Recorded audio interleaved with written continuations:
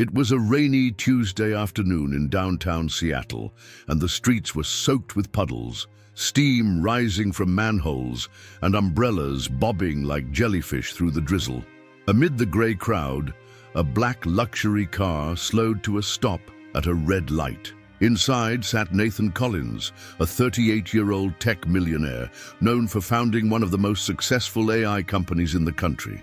His face was clean-shaven, his suit impeccably tailored, but his eyes, they held a tiredness money couldn't cure. If these stories move you, show your support with a like, subscribe to the channel and turn on the bell. It's wonderful to have you here. Nathan had everything: success, wealth, admiration. But lately, he felt a strange emptiness growing inside. His once passionate business had become monotonous. His relationships were transactional.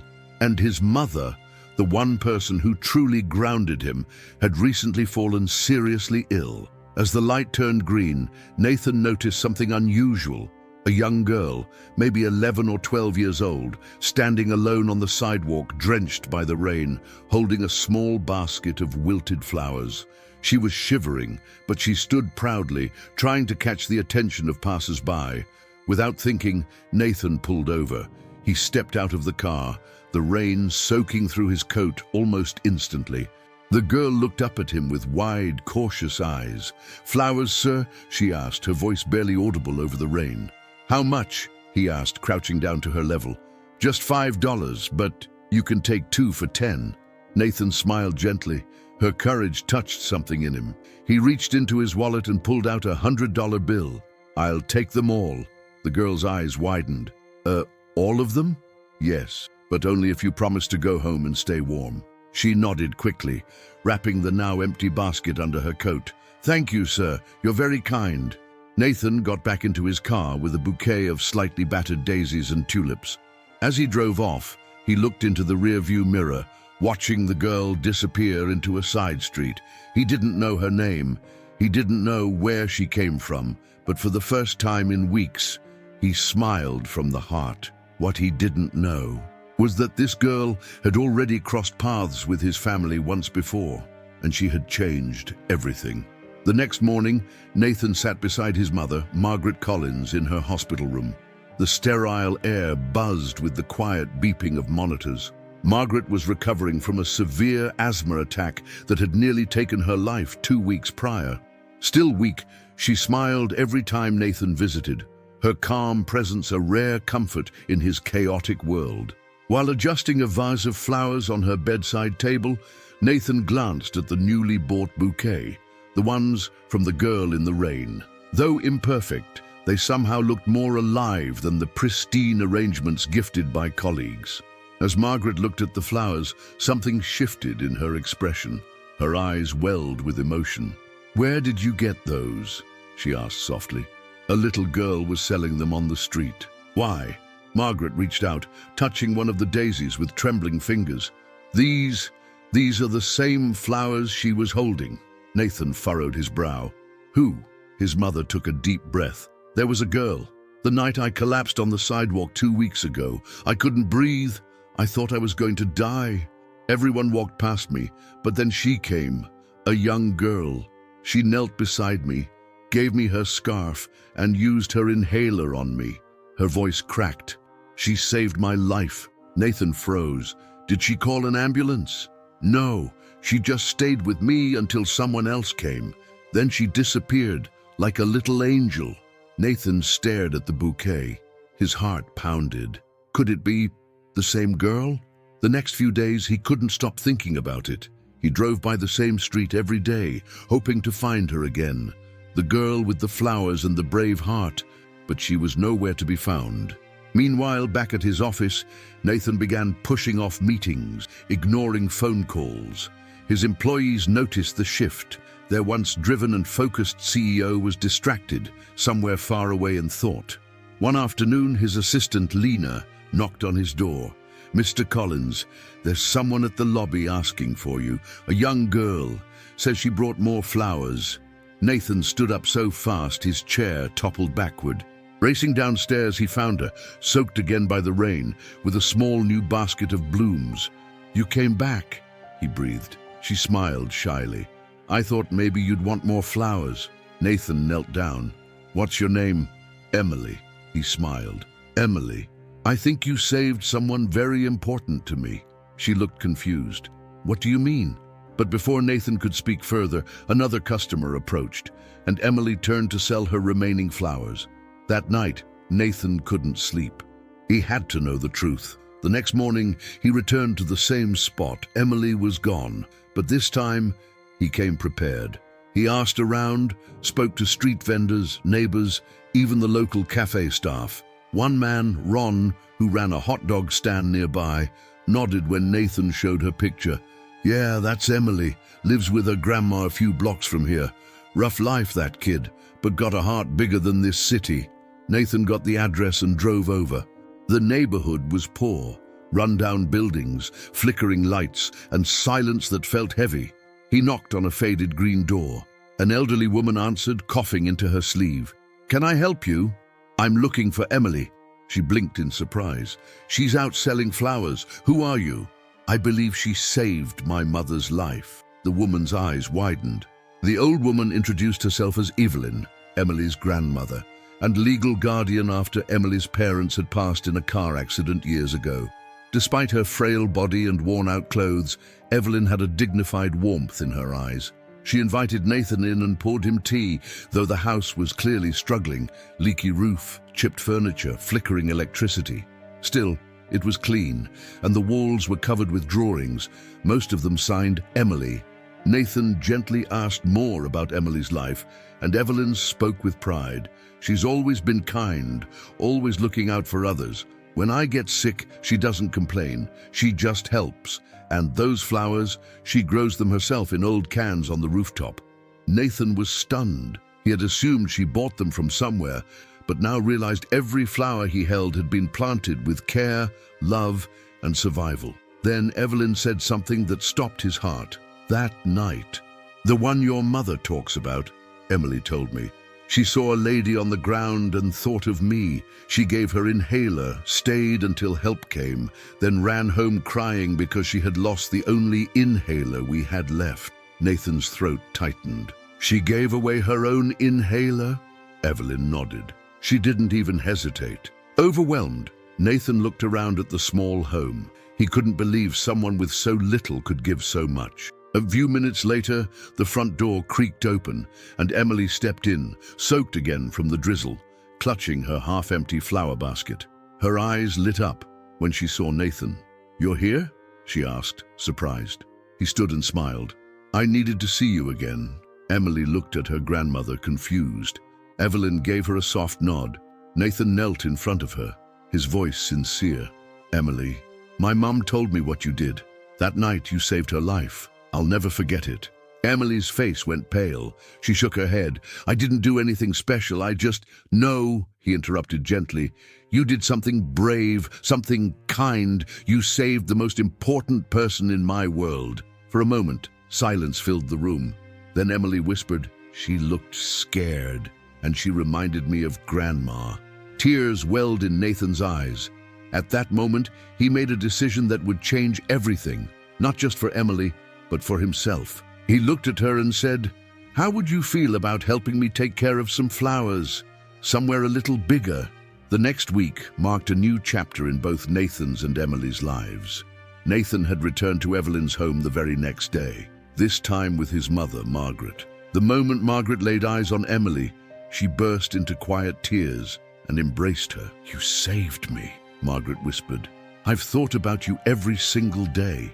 Emily hugged her back, overwhelmed and shy, but a soft smile formed on her face. Soon after, Nathan began involving Emily and Evelyn in more aspects of his life. He took them to visit his mother's greenhouse, a peaceful place filled with exotic plants and healing herbs, which Margaret had used for therapy and recovery. It was there that Emily's eyes lit up. She touched the soil. She ran her fingers through the petals. It was as if she had returned to her natural world. Margaret took her under her wing, showing her how to grow delicate orchids, arrange roses by mood, and care for rare species. Emily absorbed everything with joy. Meanwhile, Nathan was undergoing a transformation too. He began to step back from the daily grind of his tech empire. For the first time in years, he spent weekends with his mother, took long walks in the rain, and more than once helped Emily repot stubborn sunflowers. But not everything was smooth. One afternoon, Emily arrived at the greenhouse late and breathless. Nathan could see she was upset. "What's wrong?" he asked. Emily hesitated, then looked down. "Some kids at school laughed at me. They said people like me don't belong in places like this, that I'm just a charity case." Nathan's expression hardened. He knelt down to her level. "Emily, you belong wherever you want to be. Don't ever let anyone make you feel small. You didn't get here because of pity. You got here because of heart. You're stronger than they'll ever be." She nodded slowly, tears in her eyes. Nathan decided then and there he wasn't just going to support her quietly, he was going to empower her publicly. In the following weeks, he announced the creation of the Emily Foundation, a non-profit organization aimed at supporting young girls in poverty who showed potential in arts, science, or nature. The media buzzed. Investors lined up to help. At first, Emily was scared. "What if I mess it up?" she asked Nathan one night. He smiled. "You saved a life by being yourself. That's already more than most people ever do." And just like that, Emily began to grow. Not just flowers, but confidence. She gave her first public speech at a community center. Nathan stood in the back, arms crossed, heart full. Margaret and Evelyn sat in the front row, clapping and crying. Emily spoke clearly, simply but powerfully. "We don't need to have a lot to give a lot. Sometimes, one flower, one scarf, or one moment of kindness can change someone's life. It changed mine, and I just wanted to give that chance to someone else." A few months later, the Emily Foundation was making waves across the city. Stories of transformation, school scholarships, and green rooftop gardens were spreading across Seattle, all sparked by one quiet, brave girl with flowers. But not everyone was celebrating. One morning, Nathan received a call from his legal team. "There's been a formal inquiry into the foundation," his lawyer said grimly. "Someone's accusing you of using it for personal publicity. A former business rival is claiming the foundation is just a PR stunt." Nathan's jaw clenched. "That's absurd. They're requesting documentation, financials, and they're questioning Emily's role, saying she's a marketing image, not a real decision maker." Nathan hung up furious, not because of the threat to his reputation, but because someone dared to question Emily's heart. He rushed to the foundation office. Emily was there, painting a new welcome sign for the upcoming Community Flower Day event. When she saw his face, her smile faded. "What's wrong?" He sat beside her and explained everything. She listened, quietly, her hands resting in her lap. "Are they saying I don't deserve to be here?" Nathan shook his head. "No, they're saying I used you, and that couldn't be further from the truth." Emily looked down. "Maybe I shouldn't speak at the event." "No," he said firmly, "you have to speak. You're the heart of this place. Don't let people who don't know you decide what you're worth." Later that week, the Community Flower Day arrived. Over 300 people came, children, families, teachers, donors, and local officials. A massive flower wall stood at the back of the venue, made entirely of blooms, grown by girls supported by the foundation. In the center of it all stood Emily, holding a microphone, trembling but determined. Nathan stood at her side until the very last moment, then stepped back to give her the stage. She took a breath and began. "When I was younger, I thought flowers were just something I could sell to get by. I didn't know they could bring people together. I didn't know they could heal." The room fell silent. "I didn't know one flower would lead me to meet someone who would change my life, and let me change others' lives too." She paused, tears in her eyes. "I saved a woman once. I didn't know she was someone's mother. I didn't do it for a reward. I did it because I was scared, and I knew how it felt to be alone. But now, I'm not alone anymore." The entire crowd rose in applause, clapping, cheering, crying. Even the mayor stood up. Nathan walked back to the stage, placed his hand on Emily's shoulder, and leaned down to whisper, "You didn't just save my mother's life, you saved mine too."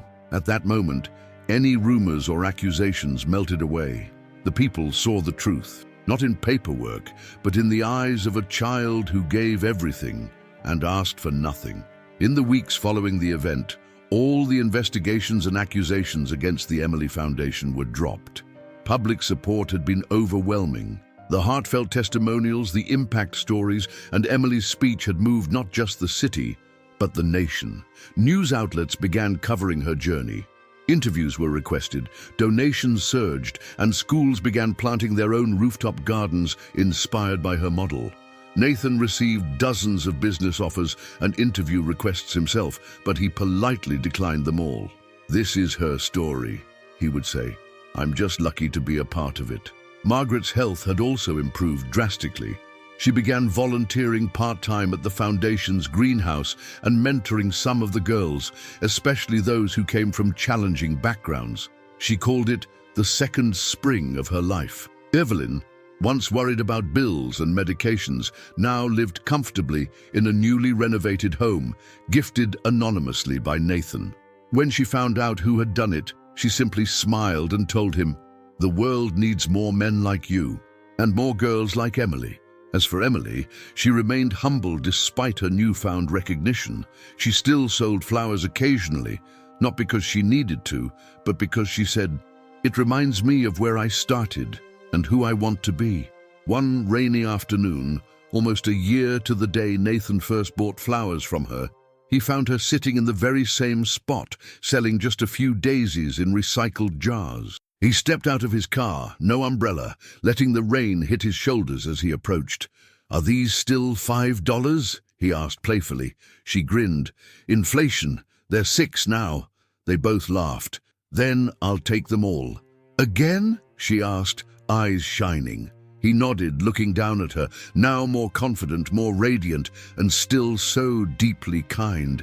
"Yes," he said, "because every time I do, something good happens."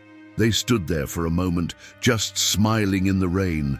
No headlines, no crowds, just a millionaire and a girl who sold flowers and changed the world, one act of kindness at a time.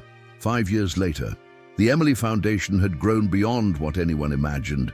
It now operated in 5 major cities across the US, providing not only support for underprivileged children, but also offering mentorship programs, botanical therapy for hospitals, and scholarships for girls interested in environmental sciences and social work.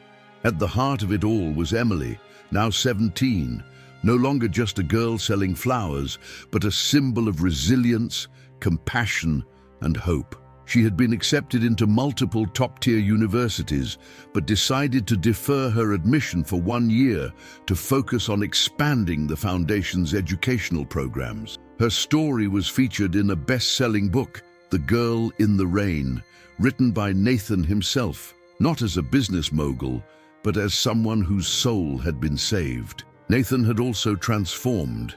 He stepped away from the CEO role of his company and became a full-time philanthropist. He now worked behind the scenes, helping build shelters, schools, and health centers, often funded by anonymous donations and inspired by one small act of kindness on a rainy day. Margaret, now fully recovered, had become a beloved public figure herself, often giving talks at hospitals and youth centers about second chances and the power of unexpected angels. And Evelyn, she got to see her granddaughter shine. Her health had improved, and she lived peacefully in a home surrounded by flowers planted by Emily herself, a garden she called Hope's Bloom. On the anniversary of the Emily Foundation's founding, a massive community garden was unveiled in Seattle. Hundreds gathered, and as the ribbon was about to be cut, Emily stood at the podium and said, "This garden is not just for me. It's for everyone who ever felt invisible, everyone who thought their small acts didn't matter, because they do. I was just a girl in the rain, but someone stopped, and that changed everything." Nathan, standing at her side, couldn't hold back the tears, because he knew sometimes the richest moments in life come not from wealth, but from a single choice to care. As the crowd applauded, the first sunflower bloomed in the new garden. And above, the clouds slowly parted, letting sunlight shine down on a future that had been rewritten by kindness. We've come to the end of another emotional story.